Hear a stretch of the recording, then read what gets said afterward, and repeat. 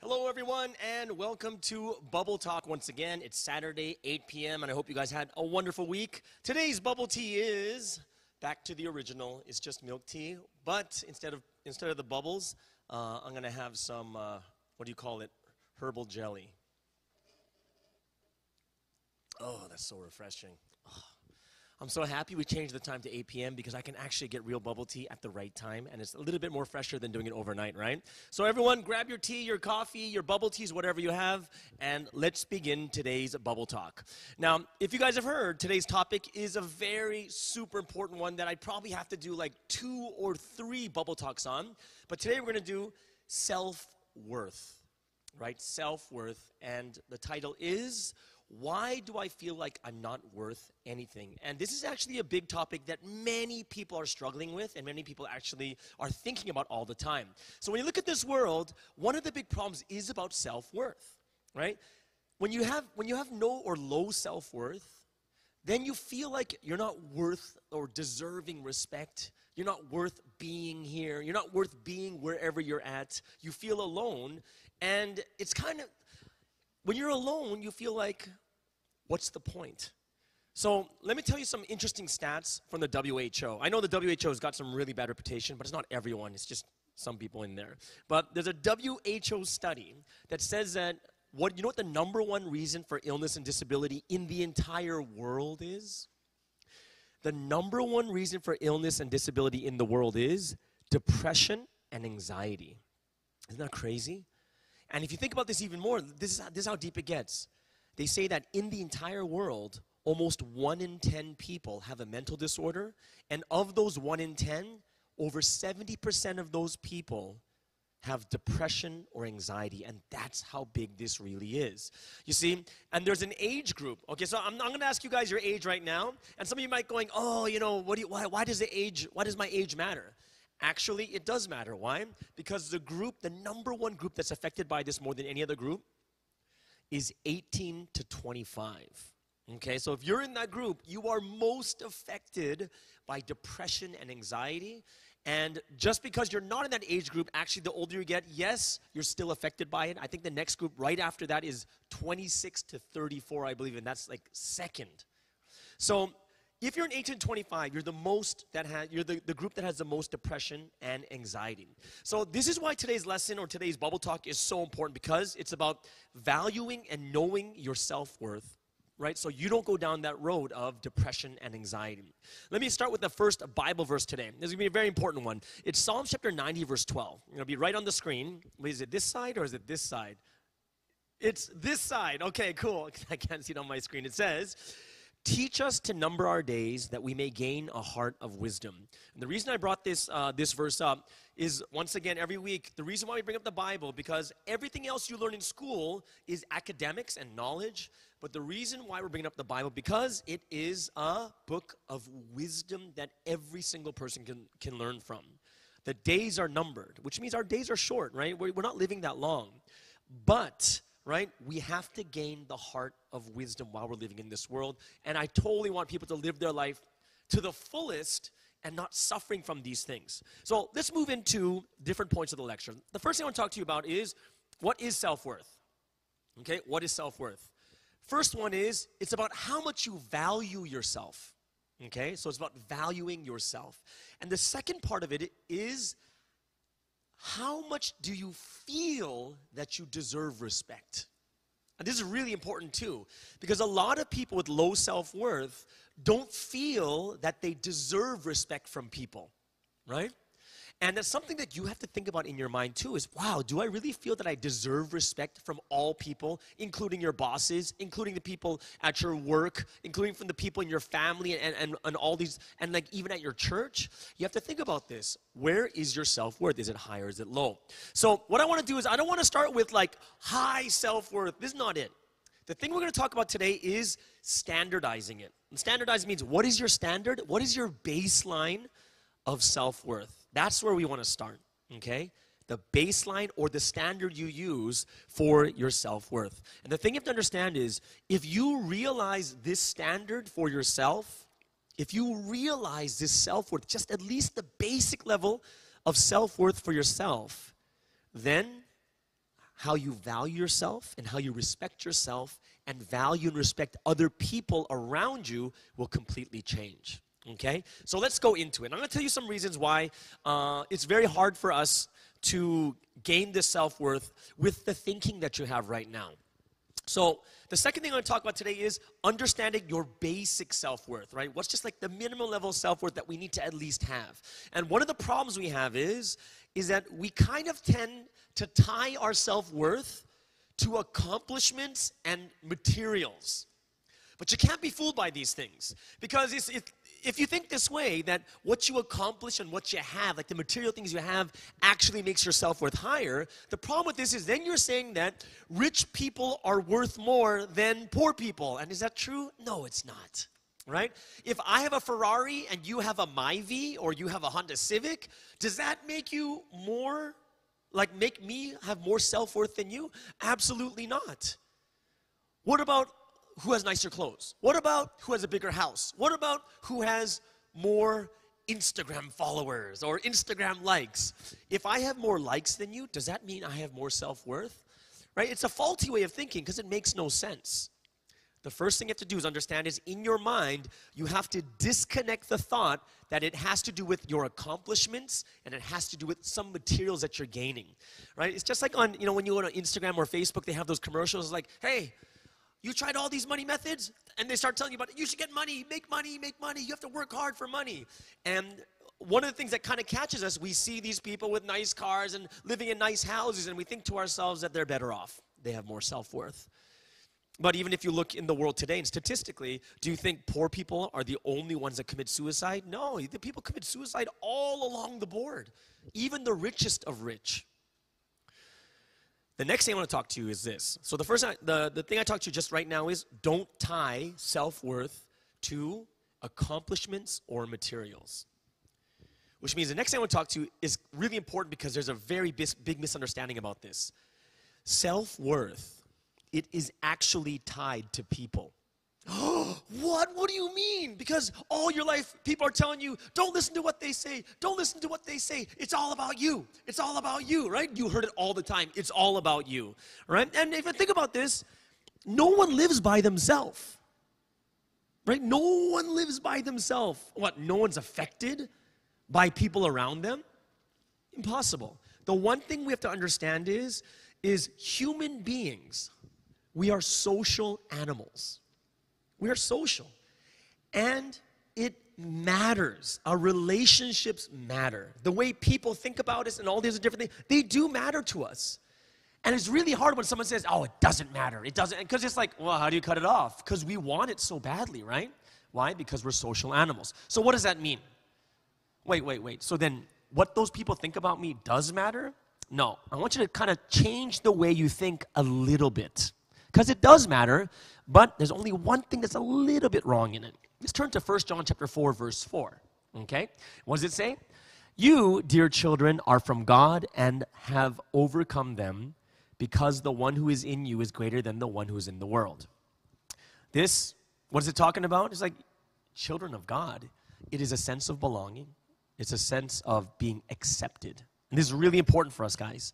Because the thing that I'm telling you now is, your self-worth is tied to people that matter to you, right? Or that should matter to you. And what's the biggest problem is, like, let me give an example what human beings are like and what we do in our life when we forget who really matters in our life. It's like this. When you're young and you're a teenager, what happens? You get new friends, you get a girlfriend or a boyfriend, whatever it is. And then when you have family functions, what do you tell your parents? Would you rather hang out with your friends, your girlfriend or your boyfriend, or would you rather hang out with your family?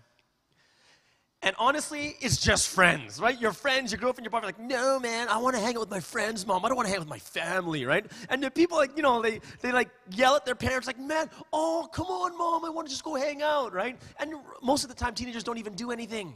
They just kind of hang out at the mall or in the parking lot, and they're like spitting or like smoking something. It's really crazy, right? Like you're just walking around the mall. It's boring. It's dumb, right?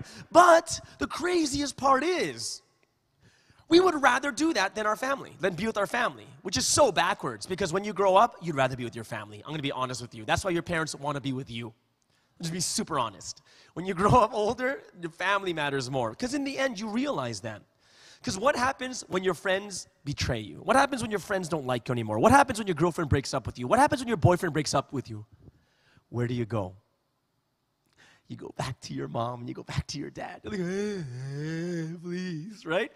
It's weird, right? Because in the end, you realize that there are people that matter more than others. There are people that know your self-worth more than other people do. Which means what? Your expectations are on the wrong people. Expectations on people shouldn't be everyone. One of the problems that keeps hurting us is we think everyone, right? That we should have expectation on everyone, and everyone should do this, everyone should love me, everyone should respect me, everyone should know my worth. But the answer is they can't. Why? Because no one knows you except for the ones that are closest to you. The problem we have is your expectations are on the wrong people. It has to be from the people that actually matter, right? Like I just said right there, look at Luke chapter 15, verse 20, right? When we look at Luke chapter 15, verse 20, what does it say? This is a story of the lost son, the prodigal son, who takes his inheritance, goes off, does what he wants. But the craziest part is, it's kind of like when we were kids, we take the money from our parents and we go off and have fun, spend everything, go out and do crazy stuff. And when things get really bad, where do we go back to? We go back home. Right? And this is when we realize where it really matters. And what does it say here? It says that he got up, went to his father. So the son's going back to his father, but while he was still a long way off, his father saw him. You know, no one sees people a long way off unless they're waiting or looking for them. Right? Because when you're a long way off, you're really small. You could barely see who you are. And he wasn't even wearing nice clothes. He was like feeding pigs at that time because he lost all his money. But the family is waiting there, right? And since they're waiting there, they're the ones that you should have expectation from. They're the ones that should be able to fulfill the expectations. Family, really close friends, you know, best friends or best friends forever, you know, BFFs, whatever that is, right? So these are the ones that we should have expectation. You shouldn't have expectation on those other people in the peripheral. But the problem with today is we put expectations even on those people. And we tie our self-worth to those people that don't even know us. And they're saying things, or they have hate messages, or they don't like. And what happens is because we tie it to those people we don't even know and they don't even know us, we begin to compare. And then it turns into who's got more likes, who's got a better car, who's got a better lifestyle, right? That's kind of like today's society in social media. And that's one of the things we have to turn our eyes away from. But remember, expectation belongs to who? It belongs to the people that it should belong to, the people that matter the most. Right? And when I talk about family, I'm not just talking about mom and dad, brothers and sisters, cousins, aunts, uncles, even, of course, your wife and if you have your own family. That's where it really matters, and that's what should matter the most. Right? If you start thinking about people outside the peripheral, it's really weird. Because, like my mom, she gets like a breast cancer mammograph? Yeah, it's like, I don't get it, so I don't know what it's called, right? But, they're basically checking for lumps, right? But imagine your mom has a lump, and then all your friends that are in high school are like, no, it's totally breast cancer. She has breast cancer. Why? Because my best friends, cousins, uncles, sisters, sons, nephews, brother had a lump just like that, and it's breast cancer. And you go to the doctor, and the doctor takes a look at it and says, nope, there's nothing there. That's like listening to those other people who are saying it's breast cancer and then not listening to the doctor who says it's not, right? Those people don't matter when it comes to medicine and being a doctor. But we kind of do that in our everyday life, and this is what messes our minds a lot with our self-worth, right? Realize it's okay to have expectations on people. It just has to be the right people. And some of us, like myself, who believe in God, the reason why I believe in God is because even family disappoints. And even best friends disappoint too. Then when the closest you have disappoint, where would you go? You're alone. And that's why a lot of people, not just myself, will turn to a higher being, a God who is always there, that never disappoints. Okay, so let's go to the next point. Now, not the next point, but if you actually properly fix your expectations, what happens? if you properly fix your expectations and those other things don't matter, let me show you an interesting verse. It's Matthew chapter 5, verse 10. And this is a very crazy verse because it says that blessed are those who are persecuted because of righteousness, for theirs is the kingdom of heaven, right? It's people get persecuted. They're blessed. Why? Those who get persecuted, they don't care what other people think, but because of what they know, right? What they believe, what they know about themselves. Their faith, it is absolute. And all those people in the peripheral, it doesn't make a difference. That's where you want to get to. But right now, we're in a position in this society where the peripheral begins to matter more than the people that matter more in your life. And that's one thing we need to cut, and we have to understand this at a much deeper and higher level. The last point I'm going to bring to you is you need to learn the value of people. Right? In order for us to understand self-worth, you have to understand the worth of people. Like not other people, but people in general. And this is a really, really difficult thing in this, this social media world. Learning the value of all people will help you with your self-worth because you get to get a baseline of how everyone is valuable. Let's turn to John chapter 13, verse 34. And here's something that Jesus said, and it says, "A new command I give you, love one another. As I have loved you, so you must love one another," right? So we have to understand is we have to be people, like when it says love one another, what does that mean? Like, does that really mean you're going to be a boyfriend and girlfriend with every single person out there? No, right? Nothing about that. Loving each other is to trust and respect, give them that level, that baseline of self that everyone is worth something. Because when you love someone, they're worth something to you, aren't they? For your child, they're worth something to you. Why? Because if they get sick, you will bend over backwards to help your child from getting better. If your friend gets sick, you'll help them. If your family gets sick, you'll help them. Because when you love someone, they're worth, you know their worth. You're not going to betray them. And if you did something by mistake to hurt them, you're going to say sorry because they're worth something to you.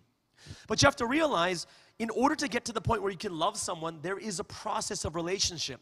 And this is where the biggest problem today is, especially in the 18 to 25 group that has the most depression, that has the most anxiety disorders, is people do not connect with other people anymore. And one interesting thing is, I'm going to tell you right now, Generation Z, that 18 to 25, that's right now today, 18 to 25, the Generation Z, you know what your nickname is? It's a lonely generation. When they did a study with tens of thousands of people, only 53% of Generation Z actually said they had lasting and meaningful relationships. 53%, which means that almost half of you feel lonely. Almost half of you feel like you don't have self-worth. Almost half of you are spending more of your time on your screens, right? You know what's even crazier? They say that Generation Z, or even the average person right now, this is a screen, right? They say they have 5 screens. Cell phone, tablet, computer screen, laptop, and there's one more. Oh, your phone, right? Phone, iPad, or like a tablet, your desktop, your laptop, and your TV. We have 5 screens. Tell me that's crazy.